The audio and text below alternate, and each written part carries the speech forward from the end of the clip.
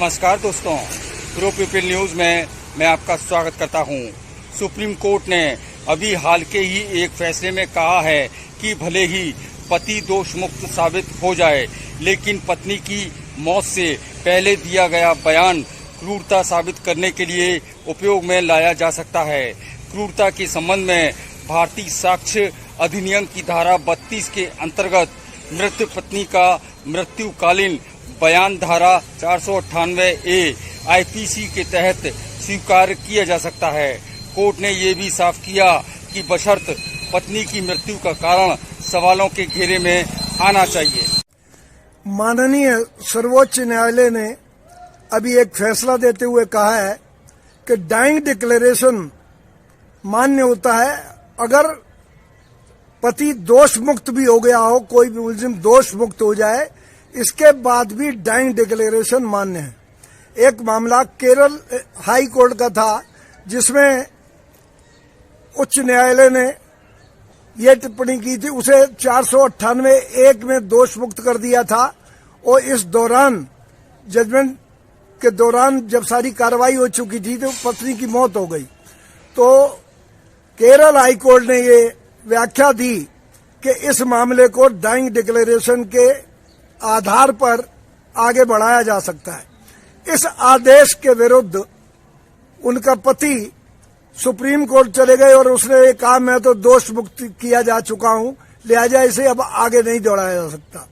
Dying declaration के बारे में ये सर्वमान्य सेटल्ड लॉ है कि डाइंग डिक्लेरेशन को किसी भी सपोर्टिंग एविडेंस की आवश्यकता नहीं होती।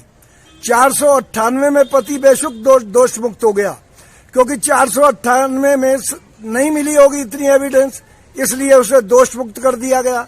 लेकिन इसके बाद जब पत्नी की मौत हो गई तो डाइंग डिक्लेरेशन के बारे में यह माना जाता है कि मरने वाला व्यक्ति झूठ नहीं बोलता और वो जो बात सच होती है वो कह देता है।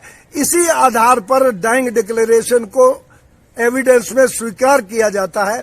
इसी आधार पर माननीय सर्वोच्च न्यायालय ने ये आदेश दिया कि नहीं, आप दोष मुक्त हो चुके हैं बेशक 498 में, लेकिन ये उनका डाइंग डिक्लेरेशन पत्नी का अगर उस मामले से संबंध में है, उससे रिलेटेड है, तो इस मामले को आगे बढ़ाया जा सकता है और पति को 304A या 302 के अंतर्गत दंडित भी किया जा सकता है और ट्रायल भी किया जा सकता है। सुप्रीम कोर्ट ने एक मामले में फैसला सुनाते हुए कहा कि धारा 498A के तहत मृत पत्नी का मृत्युकालीन बयान स्वीकार किया जा सकता है, भले ही पति धारा 304B आईपीसी के तहत दोष मुक्त करार दिया जा चुका हो, लेकिन इसके लिए पत्नी की मृत्यु का संबंध मामले से जुड़ा हुआ हो। सुप्रीम कोर्ट ने केरल उच्च न्यायालय के फैसले को सही बताते हुए ये फैसला दिया। आमतौर पर कानूनी मामले इतने आसान नहीं होते, समय समय पर इसमें पेचीदा स्थितियां पैदा होती रहती हैं। सुप्रीम कोर्ट ऐसे मामलों में फैसले देकर निचली अदालतों को सही रास्ता दिखाने का काम करता है। अगली बार फिर आएंगे किसी नई जानकारी के साथ। प्रो पीपल न्यूज के लिए अमिताभ आकाश की रिपोर्ट।